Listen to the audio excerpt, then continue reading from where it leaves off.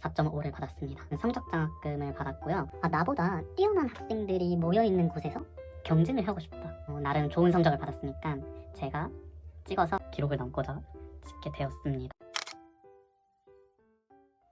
하나, 둘. 잠깐만. 네, 안녕하세요. 안녕하세요. 오랜만에 카메라 앞에 이렇게 서게 되었습니다. 오늘은 학점 잘 받는 법에 관한 영상을 찍고자 이렇게 카메라를 켰고요. 일단 시작하기 전에 저에 대한 소개를 간단하게 해보도록 하겠습니다. 저는 동국대학교 사범대학 소속의 학생이고요. 지금은 1학년 2학기를 모두 마친 상태입니다. 일단 제 성적 같은 경우에는 1학기는 4.4 그리고 2학기는 4.5를 받았습니다. 1학기 때는 성적장학금을 받았고요. 2학기 성적장학금은 아직 발표는 안 됐지만 거의 받을 것 같습니다. 이거는 못 받으면 큰일이죠. 제가 이 학점 잘 받는 영상 유튜브에도 엄청 많은데 왜 찍게 되었냐? 일단 크게 두 가지 이유가 있는데요. 일단 첫 번째는 우리 학교 사람이 찍은 학점 팁 영상을 제가 못 본 걸 수도 있는데 제가 아직 발견을 하지는 못했고요. 그리고 두 번째, 사범대학생의 학점 꿀팁 영상은 제가 못 본 것 같습니다. 이것도 제가 역시 못 찾아본 걸 수도 있는데, 그래서 이번 기회에 나름 좋은 성적을 받았으니까 제가 찍어서 한번 기록을 남고자 찍게 되었습니다. 오늘 영상은 크게 4가지로 나눌 수 있는데요. 일단 첫 번째 준비, 두 번째 수업, 세 번째 과제, 네 번째 시험, 이렇게 4개로 나눠가지고 각각 팁들을 설명드리고자 합니다. 먼저 첫 번째 준비. 일단 필수로 깔아야 되는 앱을 3개 소개해 드릴 건데요. 일단 첫 번째 에브리타임, 두 번째 투두메이트, 세 번째 네이버 캘린더입니다. 에브리타임은 시간표를 짜기 위해서 대부분의 대학생들이 많이 사용을 하고 있는데요. 일단 이 에브리타임은 시험 정보, 수강평 등 교수님의 수업 스타일 등을 파악할 수 있는데 아주 유용하기 때문에 소개를 해드렸고, 이 투두메이트 같은 경우에는 꼭 이 앱이 아니어도 돼요. 할 일을 정리할 수 있는 앱이면 좋을 것 같고요. 그리고 네이버 캘린더, 이것도 꼭 네이버 캘린더가 아니어도 됩니다. 캘린더 앱, 일정을 기록할 수 있는 어플을 깔아두시면 좋습니다. 이거 자세한 거는 후에서 설명을 해드리도록 하겠습니다. 그리고 두 번째는 동기입니다. 이 동기 같은 경우에는 나는 성적장학금을 잘 받고 싶어 같은 간단한 이유여도 좋고요. 저의 경우를 말씀드리자면 저는 이 학과를 예비 5번으로 추합해서 들어왔습니다. 제가 수시로 들어왔지만 제 수능 성적 같은 경우에는 뭐 좋게 본 것도 아니고 나쁘게 본 것도 아니에요. 하지만 요 동국대학교를 지원하기에는 턱없이 부족한 성적이었어요. 그래서 이 2025학년도 가정교육과 입학자 중에서 입학 성적의 위치는 그렇게 높지는 않다고 속으로 생각했죠. 뭐 객관적으로 봐도 높지는 않죠. 나보다 뛰어난 학생들이 모여있는 곳에서 경쟁을 하고 싶다. 이 경쟁에서 꼭 내가 1, 2등을 해가지고 성적장학금을 받고 싶다 라는 제 작은 동기가 있었어요. 그래서 이 동기 덕분에 좀 공부를 열심히 해서 성적장학금을 얻을 수 있게 되었습니다. 어떤 형태든 동기를 가지고 있으면은 그게 참 원동력이 돼서 도움이 되는 것 같습니다. 그래서 앞에 소개해드렸던 3개 앱과 간단한 동기여도 좋으니까 그 동기까지 갖추면 우리 학점 잘 받는데 아주 큰 힘이 되겠죠. 그리고 두 번째, 수업입니다. 이 수업에서도 크게 3가지로 나눠서 말씀드릴 수 있을 텐데요. 일단 첫 번째, 수강 신청을 잘 하기입니다. 갑자기 학점을 따는데 수강 신청은 웬 말이냐? 라고 하실 수도 있는데, 이 수강 신청은 제가 생각하기엔 중요한 것 같아요. 하지만 근데 수강 신청은 다 원하는 대로 다 되기는 좀 어렵죠. 운이 좀 걸려 있으니까. 하지만 최대한 잘 해보자 라는 게 저의 말씀입니다. 구체적으로 말하자면 특히 교양 과목의 경우에는 자신의 성향에 맞는 과목을 수강하셨으면 좋겠습니다. 동국대학교 기준으로 인문 계열은 학문기초 영역에서 외국어 계열을, 이공 계열은 자연 계열의 과목을 수강을 해야 되는데요. 동국대 사범대학교 가정교육과 수학교육과는 자연 계열로 분류되어 있음에도 불구하고 외국어 영역도 수강할 수 있게 열어두셨어요. 그래서 선택권이 좀 더 넓었는데 저의 경우에는 수학에는 딱히 재능이 없다고 생각했습니다. 하지만 저는 암기에 나름 자신이 있다고 자부해요.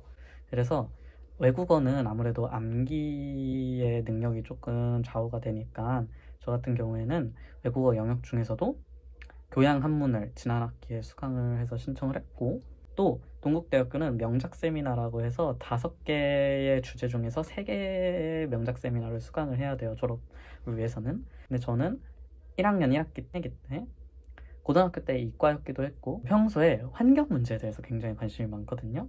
그래서 제 이러한 성향을 고려해가지고 5개의 주제 중에서 이제 자연과 기술 명작 세미나를 수강을 했습니다. 나름 책을 재밌게 읽었습니다. 이것처럼 자신에게 맞는 교양을 선택하는 것이 좋습니다. 국문계열 학생 같은 경우에는 나는 좀 일본어나 중국어 같이 고인물들이 있는 수업을 듣기엔 좀 부담스러워. 그럼 뭐 불어라든지 라틴어, 뭐 스페인어 같은 고인물들이 적은 과목을 수강할 수 있는 방법도 있고, 이공계열 같은 경우에는 나는 뭐 수능 때 물리랑 화학을 했어. 그럼 뭐 일반 물리학 실험을 듣는다든지 아니면 물리학개론을 듣는다든지 그런 방법도 있죠. 이것처럼 자신의 성향에 맞게 교양 과목을 꼭 선택할 것. 그리고 두 번째는 이건 당연한 건데 수업 때 딱 집중하자. 시험 기간 때 공부를 할 때 좀 쉽게 공부를 할 거면은 평소 수업 때는 열심히 집중하자라는 것입니다. 저 같은 경우에는 교수님이 말씀하시는 강의 자료에 안 적힌 내용 같은 경우에는 파란색으로 필기를 했고요. 강조하시는 건 빨간색을 별표까지 해줬고, 이해가 안 되는 거는 그 옆에 주황색으로 체크 표시를 해서 수업이 끝나면 교수님께 그 이해가 안 되는 것에 대한 질문을 했고요. 그것에 대한 교수님의 답변을 보라색으로 그 부분에다가 필기를 해줬습니다. 구분해서 필기를 해두면은 나중에 시험 공부할 때 좋더라고요. 그 다음에 3번은 교수님과의 상호작용이 저는 되게 중요하다고 봅니다. 여기서 말하는 상호작용은 단순히 수업에 관련된 질문이 아니라 인사라든지 교수님 안녕하세요, 또는 오늘 날씨 되게 너무 추워요 같은 이런 간단한 거에도 좋으니까 교수님과의 약간 긍정적인 상호작용을 쌓는 것이 좋은 것 같습니다. 저 같은 경우에는 지난 학기에 수강한 지혜와 자비 명작 세미나에서 교수님께서 학술적 글쓰기에 관한 수업을 해주셨어요. 근데 저는 학술적으로 글을 잘 쓰는 데는 딱히 능력이 없다고 생각하거든요, 제 스스로를. 그래서 끝나고 개인적인 질문을 통해서 기초적으로 학문적 글쓰기를 연습할 수 있는 방법들에 대해서 교수님께 설명을 받았고, 그리고 이 수업에서 읽는 붓다 브레인이라는 책이 있어요.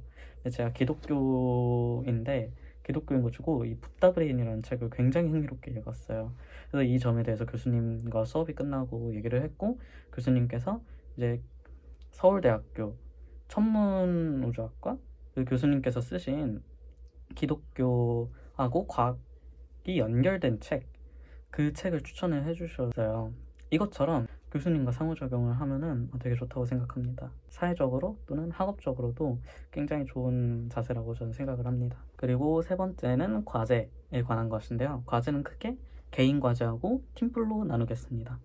개인 과제 같은 경우에는 공지가 뜨자마자 본인이 사용하는 캘린더 앱에 등록을 하세요. 마감 일자를. 그리고 할 수 있는 한 미리 하는 게 좋습니다. 저 같은 경우에는 공지가 뜬 날 그 당일과 그 다음 날에 안에 마무리를 했어요. 미리미리 해야지 편한 성격이어가지고 미리미리 했고, 그리고 팀플 같은 경우에는 할 말은 많지만 안 하도록 하겠습니다. 하지만 여기서 말하고 싶은 가장 중요한 거는요, 자신 있어 하는 역할을 맡는 것입니다. 일단 이렇게 하면은 능동적으로 참여할 수 있고, 그리고 팀원들 간의 역할 분담이 굉장히 잘 돼요. 저의 예시를 들자면 팀플 첫 회의 때 딱 말했어요. 저는 발표를 되게 잘해요. 발표 자료 구성도 되게 잘합니다. 그래서 제가 PPT하고 발표를 하고 싶습니다. 하지만 저는 글쓰기에 자신은 없어가지고 글쓰기 같은 경우에는 팀원 중에서 몇 분이 해주셨으면 좋겠습니다 라고 딱 말해요. 이렇게 먼저 말하잖아요. 그러면은 딱딱딱 다른 팀원분들도 말씀하시기 시작합니다. 저 이 역할을 좀 맡고 싶습니다 라고 이렇게 한마디만 해주면 나머지 팀원들은 너무 좋거든요. 그래서 팀플에서 딱 말하고 싶은 거는 능동적으로 자신이 원하는 역할을 한번 말해보는 걸 추천드립니다. 그 다음 네 번째, 시험에 관한 것입니다. 저 같은 경우에는 벼락치기를 싫어해요. 벼락치기를 싫어해서 시험 날 기준 2주 전부터 잡고 공부를 시작했고요. 그리고 선배께 질문을 하거나 또는 에브리타임 수강평 그리고 시험 정보를 참고해서 교수님의 출제 방식을 미리 파악해 두시는 게 좋습니다. 시험 2주 전부터는 일단은 시험 범위를 가볍게 복습을 했어요. 이렇게 읽으면서 내가 아는 부분과 내가 또 모르는 부분을 구분을 해서 그리고 또 모르는 부분에 대해서는 또 자료를 찾아서 이해를 하거나 그런 식으로 가볍게 공부를 했고요. 그리고 1주 전에는 본격적으로 시험 범위에 대해서 암기를 했습니다. 생성형 AI를 보조적으로 사용을 해서 공부를 했는데요. 제가 왜 이 생성형 AI의 도움을 받았는지 이유를 말하자면 일단 저는 공부할 때 가장 중요한 것이 메타인지라고 생각하거든요. 근데 메타인지가 자신이 뭘 알고 뭘 모르는지 대해서 뚫어보는 거예요. 내 위에 내가 있는 거죠. 이 객관적으로 파악하는 게 어떻게 가능하냐? 전 이것을 생성형 AI를 보조적으로 사용을 했습니다. 저는 제미나이의 대화형 퀴즈 기능을 사용해가지고 교양한문 한자어 뜻을 외우는 거를 보조적으로 받았고 전공 과목을 제가 정리한 것을 복붙해가지고 빈칸 학습지를 만들어 달라고 해서 그거를 복사를 해서 칸에 채우면서 암기를 점검하는 등 이렇게 사용을 하면서 시험 범위에 대해서 공부를 하였습니다. 이렇게 하면은 확실히 시험 문제를 딱 봤을 때 시험 범위에 대한 내용이 잘 기억이 나고 작성하고 강의실에 나올 수 있었습니다. 그리고 시험이 끝났다고 해서 완전히 다 끝난 것은 아닙니다. 시험 후에는 과목별 피드백을 해주었는데요. 한문 같은 경우에는 제미나이 대화형 퀴즈 기능이 도움이 많이 됨 이런 식으로 자신의 공부법에 대해서 되돌아보는 거죠. 네, 작품 개요 외우는 비중은 좀 줄여도 될 듯 이렇게 적고 교육과정 과목의 경우에는 구글 독스에 정리하는 방식 굿이라고 간단하게 피드백을 해주었고 그리고 교수님께서 정말 낸다고 별표 치라는 부분만 봐도 괜찮을 정도의 출제 방식이라고 적었죠. 이렇게 딱 정리를 한 다음에 기말고사 시험 기간 2주 전에 이제 딱 이런 피드백을 보는 거죠. 아, 그럼 내가 이 과목은 이렇게 공부를 해야 되겠고 저 과목은 이렇게 공부를 해야 되겠구나 라고요. 저 같은 경우에는 교육과정 하루 전날에는 전체를 보지는 않고 진짜 별표 친 부분만 봤어요. 근데 봤는데 진짜 그것만 나오더라고요. 시험 후 피드백도 중요하다라는 거를 말씀드리고 싶었습니다. 이렇게 대학교 1년 먼저 다녀본 유학번 선배로서 학점 팁에 관한 영상을 촬영을 했고요. 이거는 정답은 아닙니다. 정답은 아니지만 아, 쟤는 저렇게 공부했구나 라고 참고적으로만 봐주시는 정도로 영상을 시청해 주셨으면 좋겠습니다. 영상을 보는 전국의 이육학번 학생분들과 그리고 특히 우리 동국대학교 가정교육과 학생들이 이 영상을 보고 도움을 받았으면 좋겠네요. 그럼 오늘 영상은 여기까지 하겠습니다.